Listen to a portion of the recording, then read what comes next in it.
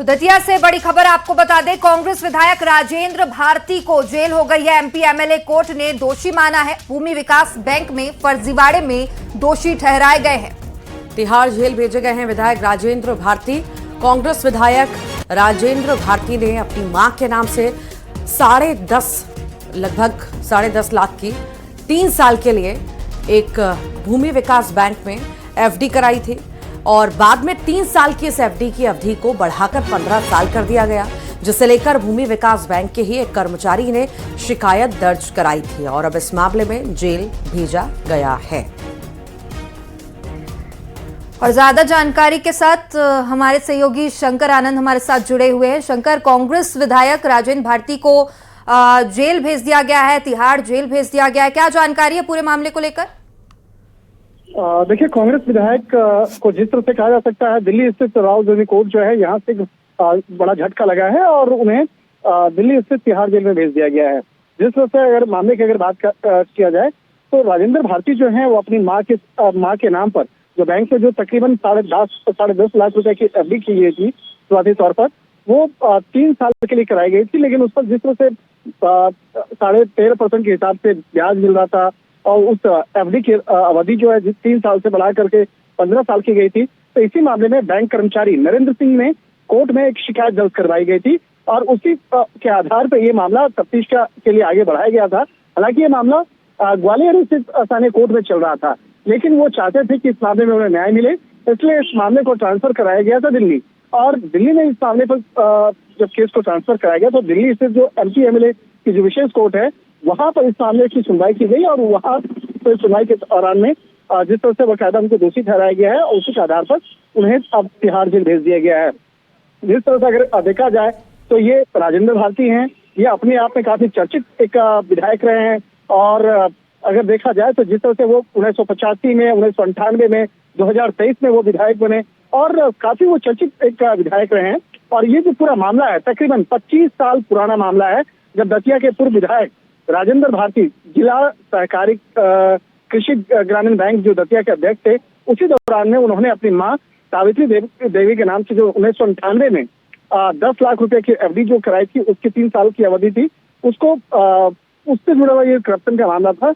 एक तरह से कहा जा सकता है कि अपने आप में एक बड़ा मामला है और इस मामले में अब तफ्तीश का जो तमाम जो इनपुट्स हैं उसको कोर्ट के सामने रखा गया। तमाम दलीलों को सुनने के बाद जिस तरह से उनको गिल्टी माना गया है, कहीं न कहीं इस मामले को लेकर अब आगे वो अपील कर सकते हैं, लेकिन अभी फिलहाल कहा जा सकता है उनके लिए एक बड़ा झटका कहा जा सकता है। जी, कई जगह चक्कर लगाने के बाद हाईकोर्ट से सुप्रीम कोर्ट तक लड़ाई लड़ी, हालांकि राहत नहीं मिली क्योंकि फर्जीवाड़ा तो फर्जीवाड़ा ही होता है। शंकर, एक जनप्रतिनिधि होने के नाते ऐसे फर्जीवाड़े जब सामने आते हैं तो आखिर क्या ये संदेश देते हैं समाज में?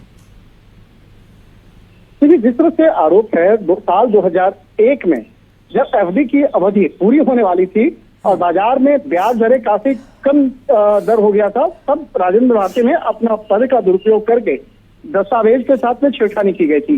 तकरीबन जो 3 साल का जो अवधि था उसको बढ़ा करके उन्होंने 3.5% के हिसाब से उचित काफी उसको आगे बढ़ा दिया था।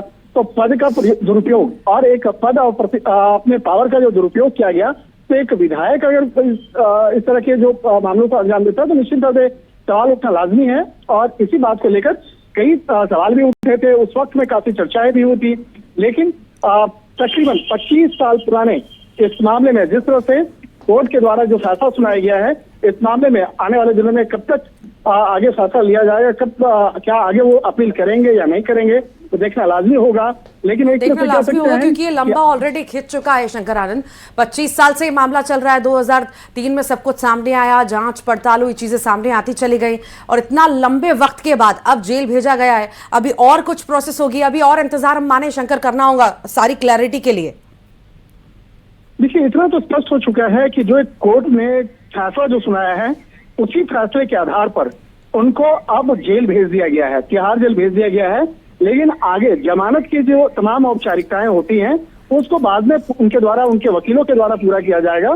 जमानत के एक अलग प्रावधान है। इसके साथ ही जो फैसला सुनाया गया है कोर्ट का, जो निचली अदालत का फैसला है, तो अगर वो चाहें तो वो हाईकोर्ट में भी आगे अपील कर सकते हैं। तो उनके पास एक विशेषाधिकार है कि वो आगे हाईकोर्ट में चैलेंज कर सकते हैं, लेकिन वो कब तक चैलेंज होगा वो देखना लाजमी होगा।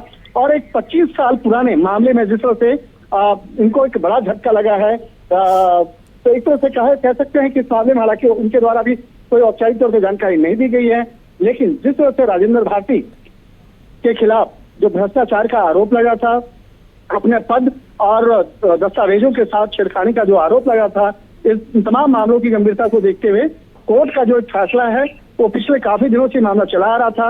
मध्य प्रदेश में पहले वहां की जो स्थानीय कोर्ट है वहां पर सुनवाई चल रही थी, लेकिन वो चाहते थे कि इस मामले में पूर्ण तौर से न्याय मिले और इसलिए वो इस मामले को उनके ही रिक्वेस्ट पर दिल्ली ट्रांसफर किया गया था। लेकिन दिल्ली स्थित जो MP MLA विशेष कोर्ट है, यहाँ से उनको एक बड़ा झटका लगा है। जी, तो शंकर दतिया से नरोत्तम मिश्रा को हरा के विधायक बने थे, तो क्या अब ये समझा जाए कि इनकी विधायकी भी खतरे में है? विधायकी जा सकती है, नरोत्तम मिश्रा को विधायक बनाया जा सकता है? देखिए, वो मतलब तो निश्चित तौर पर उस पर भी असर पड़ने वाला है। ये मामला जिस तरह से साल 2001 में आया था, 2003 में जिस तरह से बैंक प्रबंधन को गड़बड़ी की जानकारी मिली थी, तो उसके बाद इंटरनल इंक्वायरी करवाया गया था, आंतरिक जांच करवाई गई थी, उसी के आधार पर यह फैसला लिया गया है। लेकिन विधायकी की जो बात है, विधायकी जाने से पहले बहुत सारे प्रावधान होते हैं, तमाम औपचारिकताएं होती हैं, उन औपचारिकताओं को पूरा करना होता है। और इससे पहले वो चाहे तो उनके वकील हाईकोर्ट में भी अपील कर सकते हैं। तो हाईकोर्ट में, दिल्ली हाईकोर्ट में कब तक उनके वकील इस मामले में अपील करते हैं, क्या उन्हें आगे राहत मिलेगी या नहीं मिलेगी, वो देखना लाजमी होगा।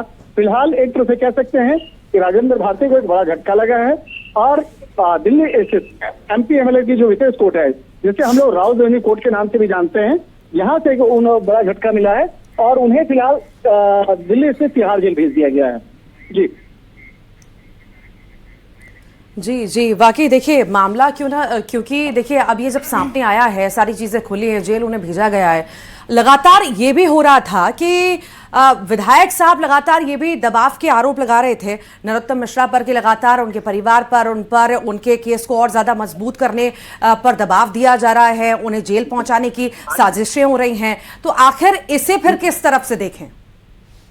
देखिए, सबसे पहले देखा जाए कि कोर्ट में जिस तरह से तमाम दस्तावेज एविडेंस की अगर बात करें, दोनों पक्षों का जो बयान जिस तरह से दिया गया था, इस मामले में IPC की जो धारा है 420, 467, 468, 421, 409, इन तमाम धाराओं के तहत इस मामले में मामला रजिस्टर किया गया था।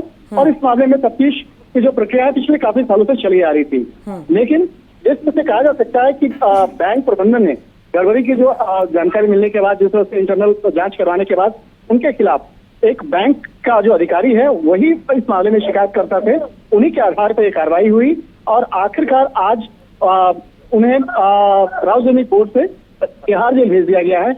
और अब देखना लाजमी होगा कि राव रेवेन्यू कोर्ट के जो फैसला है इस मामले पर दिल्ली हाईकोर्ट में कब तक ये अपील करते हैं और इस मामले पर आगे किस तरह से कार्रवाई होगी वो देखना लाजमी होगा। अब ये मामला बहुत जल्दी शांत नहीं होगा क्योंकि अब सियासत तो अब शुरू होगी। जिस तरह से अलग अलग बयानबाजियां भी अभी आएंगी और दबाव के आरोप भी लगातार लगते रहे। सहयोगी हमारे साथ दतिया से भी जुड़ गए हैं अशोक, ये पूरे ही मामले में अब जेल भेजा गया है विधायक साहब को, कैसी स्थितियां वहां पर, क्या कुछ अभी अपडेट दीजिए? देखिए, जैसे ही ये खबर आई है तो जो कांग्रेसी खेमा है उसमें सन्नाटा पसरा हुआ है। कांग्रेसी नेता ज्यादा कुछ बोल नहीं पा रहे हैं क्योंकि जो विधायक राजेंद्र भारती जी हैं उनका फोन स्विच ऑफ आ रहा है। तो यहाँ के कांग्रेसी लगातार उनसे संपर्क करने की कोशिश कर रहे हैं।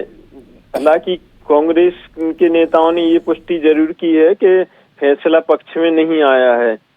तो ये बहुत बड़ा झटका है कांग्रेस के लिए और खास करके जो भारतीय खेमा है उन लोगों के लिए। चर्चाएं कैसी चल रही हैं? क्या माने तलवार लटक रही है विधायक के जाने पर? देखिए, अब ये इस बात पर निर्भर करेगा कि इनको सजा कितने साल की होती है और क्या इसकी अपील स्वीकार होती है अथवा नहीं होती है। अगर ये जेल भेजे जाते हैं और इसकी जो हाई कोर्ट में अपील स्वीकार नहीं होती है तो फिर इनकी विधायकी पर भी तलवार लटक सकती है। जी, किसी भी तरह का रिएक्शन हम माने कि अभी नहीं आया है कांग्रेस की ओर से, कुछ भी कहने से बचती हुई कांग्रेस अभी नजर आ रही है। देखना होगा, फिलहाल इंतजार करना होगा और इस मामले में सियासत कितनी होती है वो भी देखना होगा। चलिए, धार से अब बड़ी खबर सामने आ रही है। भोजशाला मामले में सुप्रीम कोर्ट में सुनवाई हुई। सुप्रीम